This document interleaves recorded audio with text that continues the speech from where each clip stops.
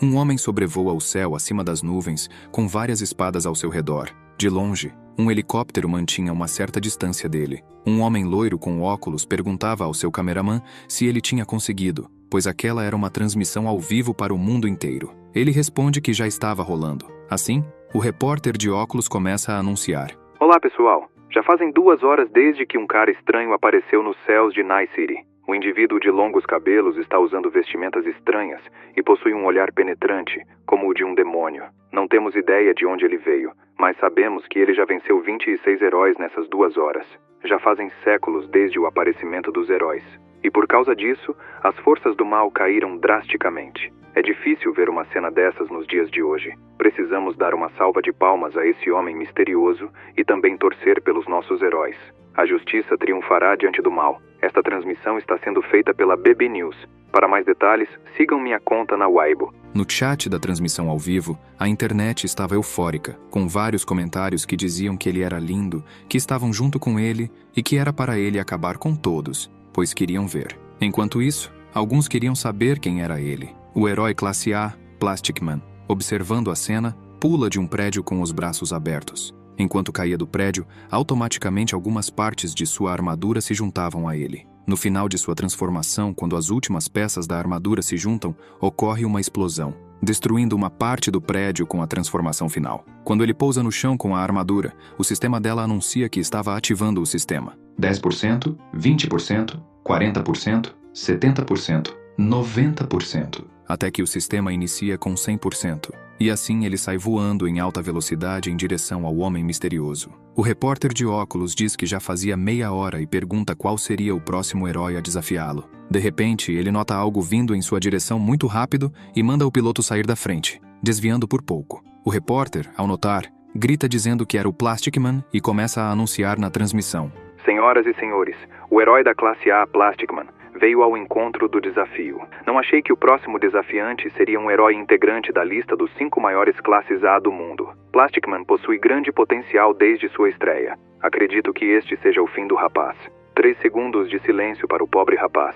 Esperamos que Plastic Man não pegue muito pesado com ele. O homem misterioso fala que era o líder do clã da seita Tenjin, do continente Xuan, e pergunta ao herói se ele se importaria de dizer que lugar era aquele. Plastic Man manda o Jarvis aumentar o poder da armadura. Ele pergunta qual a quantidade de poder que ele queria, e o herói manda colocar força máxima. O repórter loiro anunciava, todo empolgado. Meu Deus, Plastic Man vai para o tudo ou nada logo de cara. Ele até aumentou o nível de força para o máximo. Seu oponente está em apuros.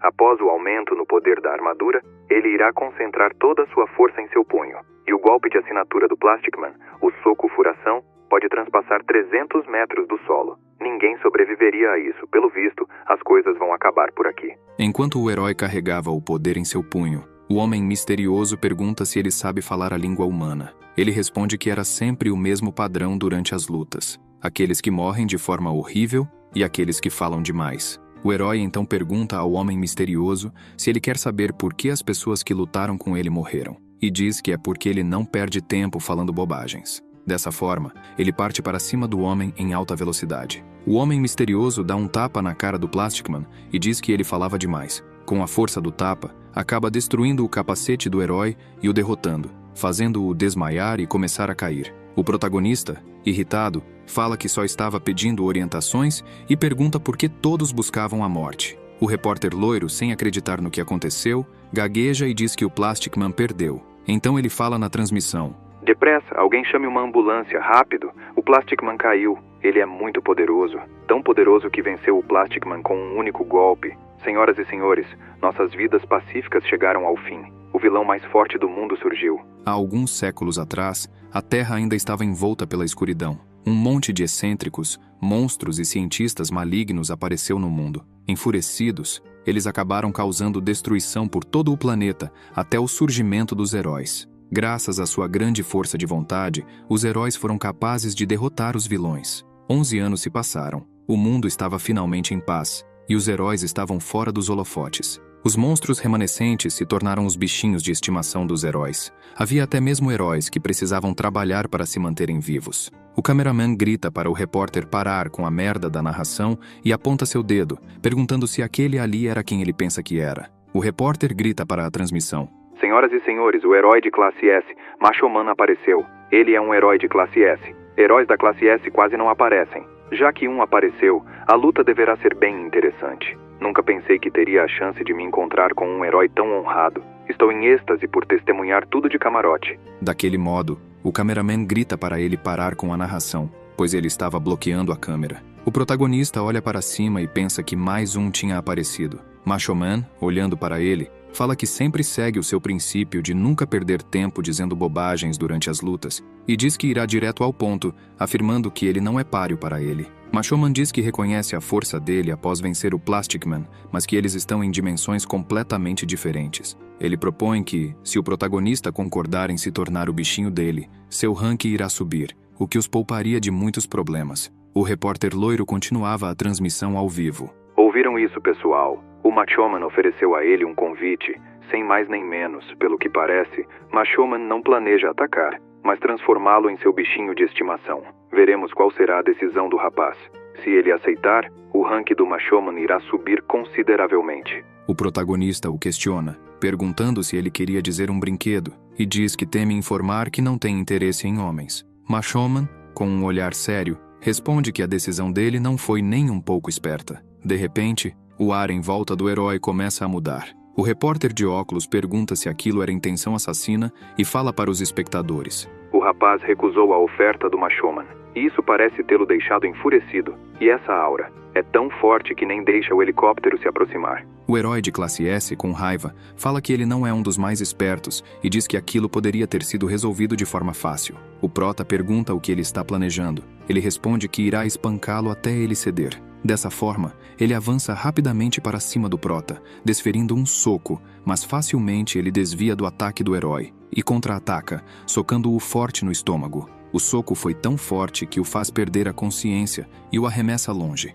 O herói que foi arremessado pelo soco do prota acaba atingindo o helicóptero no caminho, e quando ele cai, acaba caindo dentro de um prédio, causando um buraco. O prota, meio confuso, fala que sempre tem gente com hobbies esquisitos, não importa o mundo, e assim ele sai voando. O repórter, com seu cameraman caindo de paraquedas, diz para a transmissão: Senhoras e senhores, não conseguimos captar nada de agora a pouco. O nosso helicóptero foi destruído e o rapaz desapareceu de vista. Ele pergunta o que aconteceu e onde foi parar o Machoman. 2 meses depois, o prota, enquanto cultivava na beira do penhasco nas montanhas em cima da neve, ele diz que seu nome era Yansen e fazia 2003 anos naquele ano. Ele é um cultivador do continente Xuan. Já faz 2 meses desde que ele acabou ali de forma inesperada, e desse modo ele aprendeu mais sobre o lugar. Aquele mundo é chamado de Terra, uma esfera azul esverdeada. Apesar de ser um mundo pequeno, ele contém 10 vezes mais habitantes do que o continente Xuan. As pessoas dali conseguiram voar sem utilizar espadas.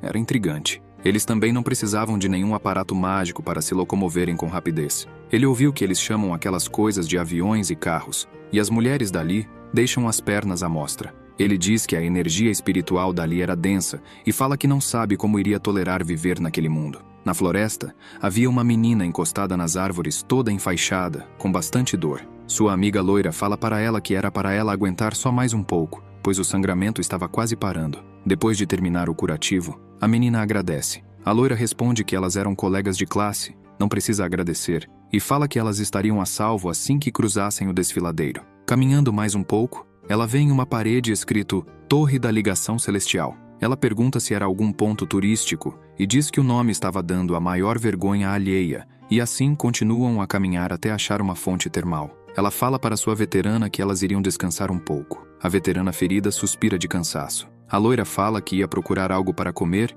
e manda esperar ali. A veterana se vira e fala para ela tomar cuidado. Ela responde que iria tomar cuidado. A menina ferida nota algo quando coloca seu pé na fonte, pergunta se os ferimentos dela tinham sumido e diz que a fonte conseguia curar feridas. Ela olha para os lados e pensa que era um lugar bem desolado, então não devia ter ninguém por perto, e assim começa a se despir para tomar um banho. Enquanto isso, Yansen tomava um banho na fonte termal sem se preocupar. A veterana, sem nenhuma peça de roupa, na beira da fonte, fala que era estranho, pois não havia vulcões por perto, e pergunta por que tinha uma fonte termal ali, e ela conseguia até curar ferimentos. Desse modo, ela entra para dentro da fonte e começa a se afastar de costas, e assim acaba trombando em Yansen. Os dois se viram rápido. O prota, irritado, pergunta alto quem ela era e manda sumir dali jogando algumas pedras em sua mão, deixando-a corada e sem reação. Sua amiga loira volta correndo e pergunta o que havia acontecido. Yansen se levanta indo em direção à veterana.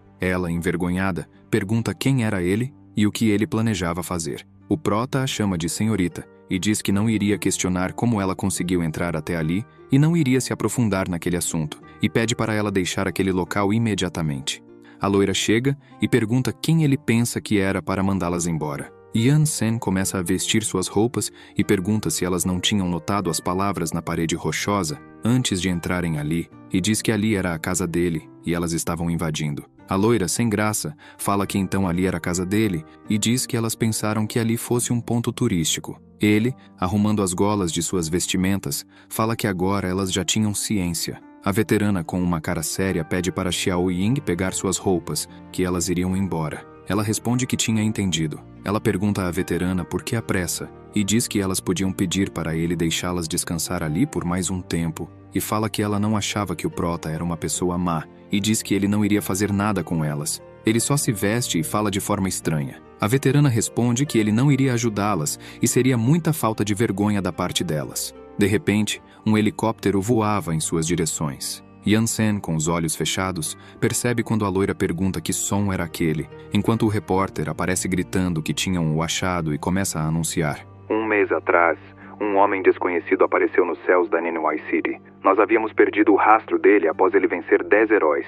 E hoje nós o encontramos neste canyon. Quem será o próximo a desafiá-lo? O repórter loiro pergunta para o herói se ele tinha dito tudo certo e o chama de Steel Beetle. Ele responde que foi perfeito e diz que enquanto ele o retratar como um oponente poderoso, ele se tornaria invencível aos olhos das pessoas após derrotá-lo. O repórter pergunta se eles iriam esperar pelo time dele. Ele diz que não era necessário, pois ele iria enfrentá-lo sozinho, e assim ele pula do helicóptero, desse modo aterrissando em estilo no chão, causando rachaduras. A loira pensa que era um herói profissional e assim começa a correr em direção ao herói, falando que estavam salvas. A veterana segura sua mão e fala para ela não se aproximar deles e pergunta se ela não estava vendo que eles estavam se preparando para lutar. Ela diz que o herói Steel Beetle é um herói entre os 10 melhores do mundo e pergunta o que um herói desse calibre estava desafiando aquele cara e se pergunta quem ele era. O herói, encarando Yansen, fala que após um mês de busca, eles finalmente o encontraram. E diz que admite que ele era realmente alguém poderoso,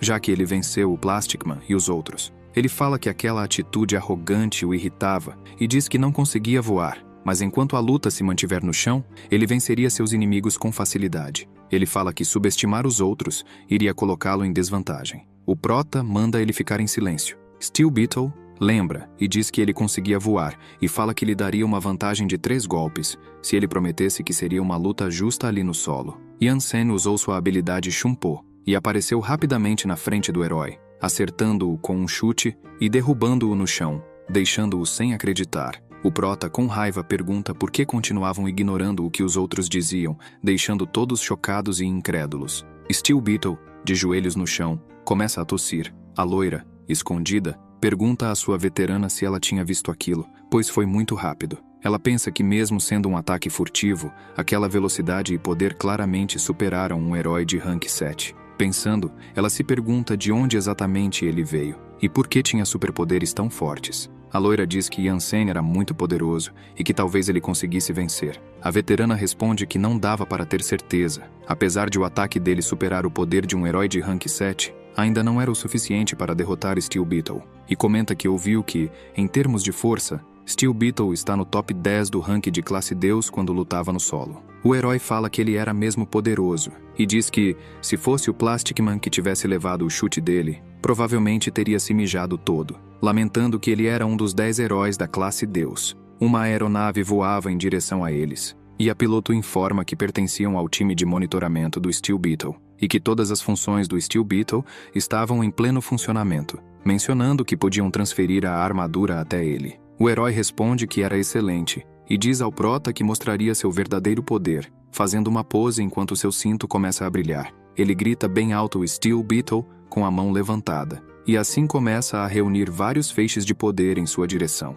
Yansen, vendo aquilo, faz uma expressão confusa e permanece em silêncio. Steel Beetle, com o poder reunido, pega seu morfador, coloca no cinto e diz que era hora de morfar. Dessa forma, vários feixes de poder começam a irradiar para todos os lados. A veterana, observando, pensa que se lembrava de ver a transformação do Steel Beetle na televisão quando era criança, e nunca imaginou que veria aquilo pessoalmente. O repórter em seu helicóptero anunciava na transmissão: "Senhoras e senhores, vocês viram aquilo. O Steel Beetle se transformou após 11 anos. Estamos vendo novamente a melhor armadura já feita em ação. Eu ainda me lembro de 11 anos atrás, quando o Steel Beetle ficou famoso ao derrotar centenas de monstros vestindo essa armadura. Esse homem fez o Steel Beetle se transformar. Essa será uma batalha emocionante." O herói, depois de morfar, diz que tinha terminado, deixando a menina e o rapaz de óculos em silêncio, e avisa ao Prota que a luta continuaria. O Prota suspira e responde que seja, dizendo que, já que ele estava sendo tão persistente, aceitaria o desafio. Jansen, então, saca a espada do sacrifício e declara que possui um corpo à beira da ascensão, pedindo ao herói a sua contribuição. O herói responde que estava ótimo, pois as coisas estavam ficando mais interessantes, e o incita a atacar. O Prota responde que como ele desejar, e assim os dois partem um contra o outro, trocando vários golpes em alta velocidade, mal sendo possível acompanhar a luta ao redor do terreno. O herói Steel Beetle diz que aquilo era viciante, e rindo, comenta que finalmente encontrou alguém à sua altura, afirmando que nunca esteve tão animado. De repente, Jansen usa seu Shumpo, aparecendo atrás do herói, colocando a mão na cabeça dele e o arremessando com força no chão, cravando a cabeça de Steel Beetle na terra. A menina, ao ver aquilo, permanece em silêncio. O herói se levanta do chão, enquanto o repórter de óculos anunciava na transmissão. Todos os telespectadores viram aquilo. Que duelo interessante. É uma batalha de pura emoção. Eles subiram centenas de metros no ar. Esta é, com certeza, uma das melhores batalhas dos últimos 10 anos. Steel Beetle, suando frio, pensa, perguntando-se o que havia acontecido, pois nem viu o que ocorreu. E se questiona como aquela pessoa, que não parecia nem um pouco forte, possuía uma aura que o fazia estremecer. O herói, com medo e a voz trêmula, declara que ele era Steel Beetle, o homem com a armadura mais poderosa conhecida pela humanidade, e que ninguém era capaz de assustá-lo. Deste jeito, ele começa a reunir energia, criando vários raios ao redor, e diz em voz alta que faria Jansen experimentar sua habilidade lendária. Ele usa sua habilidade Canhão de Plasma em direção ao Prota. A veterana, escondida nas pedras, colocava a mão no rosto e se segurava nas pedras, pois o poder do canhão de plasma era muito forte. O Prota, sem reação, fica parado, sem se preocupar. O herói ativa o poder máximo de seu canhão, mas Jansen continua imóvel e usa sua proteção da espada de Shi, defendendo o golpe facilmente, sem sofrer nenhum dano. O Steel Beetle fica chocado, sem acreditar, e pergunta como ele conseguiu parar aquilo. A loira pergunta para sua amiga se aquele não tinha sido o ataque derradeiro do Steel Beetle. Ela apenas concorda, enquanto fica focada na luta. Ela pensa se era possível que aquele jovem fosse capaz de derrotar o herói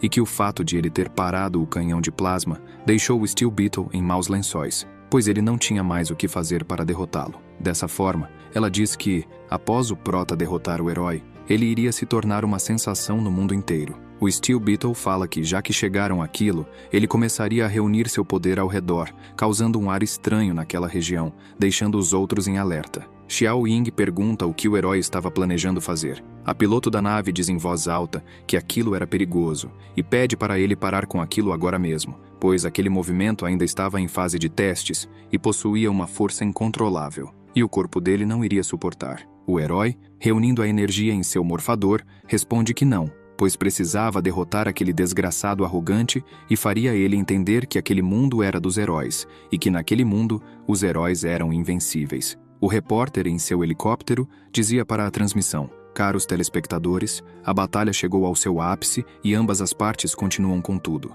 E pergunta o que o Steel Beetle está fazendo, pois ele estava emanando uma luz amarela, e questiona se aquela seria a habilidade definitiva do herói. A piloto fala para o Steel Beetle reconsiderar, pois sua força já havia excedido o limite máximo, e diz que ele ainda não era capaz de controlar aquele poder, e que ele iria perder o controle. A piloto, vendo-o reunir aquele tremendo poder, pensa se ele estava tentando se matar. O Prota fica parado, sem sair do lugar. O herói fala que aquele movimento ainda estava em fase de testes e que iria usá-lo na luta contra o Rainbow Man, mas não imaginou que teria que usá-lo ali, e diz que ele seria sua cobaia de testes, mandando-o não se preocupar. pois ele era poderoso e iria poupar sua vida. Assim, usa a rajada de plasma em direção ao Prota. Ele aponta 2 dedos em direção à rajada de plasma e usa a materialização da espada de Shi, refletindo a rajada de volta para o Steel Beetle, destruindo toda a sua armadura e roupas, ficando nu. Com o poder da rajada de plasma, uma grande pressão o faz voar,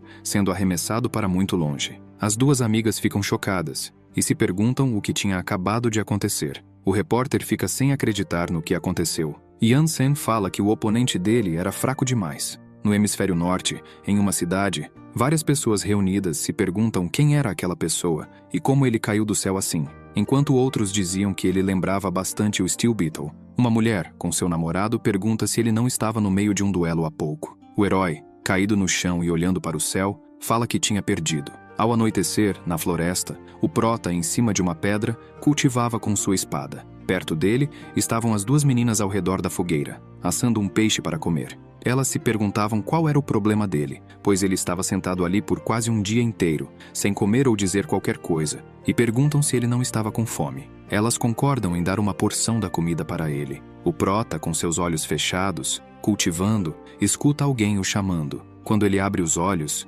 vê à sua frente um peixe assado. A loira diz que ele estava sentado ali o dia inteiro e manda ele comer um pouco, oferecendo o peixe assado para ele. Ele responde que não estava com fome. A loira se senta perto dele e pergunta se ele não era daquele mundo. Ele pergunta por que ela achava aquilo. Ela o questiona se precisava dizer, pois com a força dele, ele poderia fazer o que bem entendesse com o mundo dela, e ninguém fazia ideia de quem ele era. Apesar dos poderes dele, só provava que ele não era dali. Curiosa, ela pergunta de onde exatamente ele veio e como ficou tão forte. Ele suspira e diz que se chamava Yan-Sen, um cultivador originário do continente Xuan. Ele começou seu cultivo aos 6 anos de idade e aos 10 já havia atingido o ápice das artes marciais. Aos 12 anos, o ápice do ranking de cultivo de Shi. Ele atingiu as artes do cultivo espiritual aos 16 anos e, aos 17, deu início ao treinamento de refino espiritual. Antes mesmo de se tornar um adulto, ele havia construído uma fundação para o caminho da coalescência. Ele se tornou um governante celestial em menos de 100 anos.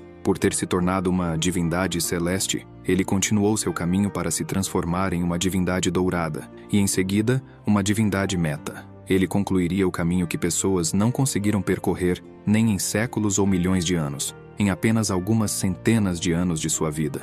Na sua velhice, ele se tornou o patriarca da seita e passou seus conhecimentos das artes marciais e o caminho a ser seguido para se tornar uma divindade para a seita. Até que um dia, ele sentiu uma mudança no plano celeste e percebeu que havia atingido o maior rank dentro dos limites celestiais, a divindade imperial. Para que a seita continuasse e atingisse formas ilimitadas de refinamento, ele escolheu cultivar em isolamento, e nunca teria imaginado que não haveria nenhuma mudança, apesar do seu longo período de reclusão. Enquanto estava em isolamento, forças hostis lideradas pela seita Kuiu vieram roubar o precioso tesouro da sua seita, a Halbert Tremicels, e também erradicar completamente sua seita. Lembrando da tragédia de sua seita, as pessoas da seita Kuiu mandavam matar todos, enquanto as pessoas da seita do Prota diziam aos outros para não entrarem em pânico e manterem a formação. Os cultivadores da seita Kuiu diziam para o líder que a formação central havia sido destruída. O líder ordena que todos de sua seita os matem e não deixem ninguém vivo. E em uma noite, os céus foram tingidos de carmesim. Eles humilharam os discípulos dele e assassinaram cada integrante de sua seita. No meio do massacre, as pessoas imploravam para ele os salvar. Os discípulos de Yan-Sen foram mortos e tiveram seus corpos pendurados nos portões de suas seitas e também expostos ao sol por 300 anos. Quando ele retornou do seu isolamento para retomar seu lugar no mundo, apesar de continuar apenas como uma semidivindade imperial, foi o suficiente para ser considerado uma existência invencível. Com a imagem do portão de sua seita dilapidado e as ossadas espalhadas pelo chão, ele não conseguiu suprimir a fúria flamejante dentro de seu coração. Com o erguer de uma de suas mãos, ele aniquilou metade da população celestial. A brutalidade de sua vingança resultou em um ataque da aliança do reino divino com o clã demoníaco. Eles anunciaram em alto e bom som que ele seria executado em uma área rural. No fim, eles apenas conseguiram selá-lo na torre de confinamento de divindades.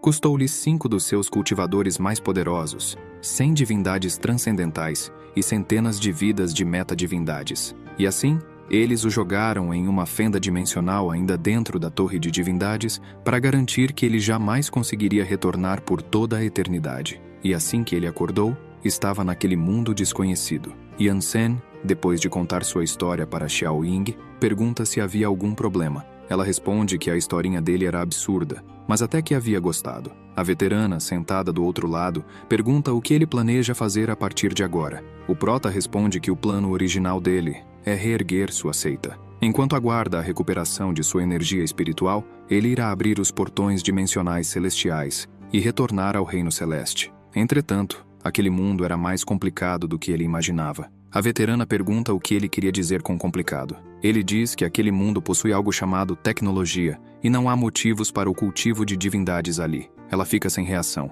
A loira diz que é aí que ele se engana e fala que aquele mundo precisa de alguém poderoso como ele. Yansen pergunta se ela falava sério. Ela diz que não tinha motivos para mentir e revela que elas eram estudantes da Jiaxia, a academia para super-humanos. Caso ele tivesse interesse, ela o convida a comparecer à escola delas e se tornar um dos instrutores, e pergunta se ele não queria recriar sua seita. Deste modo, elas podiam ajudá-lo a entender aquele mundo. O prota fica pensativo enquanto olha para aquilo, e a loira diz que o pai da irmã Meng-Chi era o diretor da academia. Ela iria ajudar com os trâmites de entrada e fala que ele não precisava decidir agora, que ele podia pensar a respeito. Yansen diz que não havia o que considerar, pois ele iria. Xiao Ying pergunta se ele já tinha decidido, pois estava pensando em várias formas de tentar convencê-lo. Meng fala, a propósito, que ele venceu 2 grandes super-heróis de forma consecutiva e o recomenda a mudar o estilo de se vestir, pois os repórteres não o deixariam em paz se ele continuasse andando por aí. O prota pergunta se precisava mudar de estilo enquanto olhava para suas roupas. Xiao Ying se levanta e diz que está decidido, pois as aulas começariam dali a 2 semanas, e pede para ele não se esquecer de fazer o requerimento de entrada. Ela fala que iriam esperá-lo na academia. 2 semanas depois,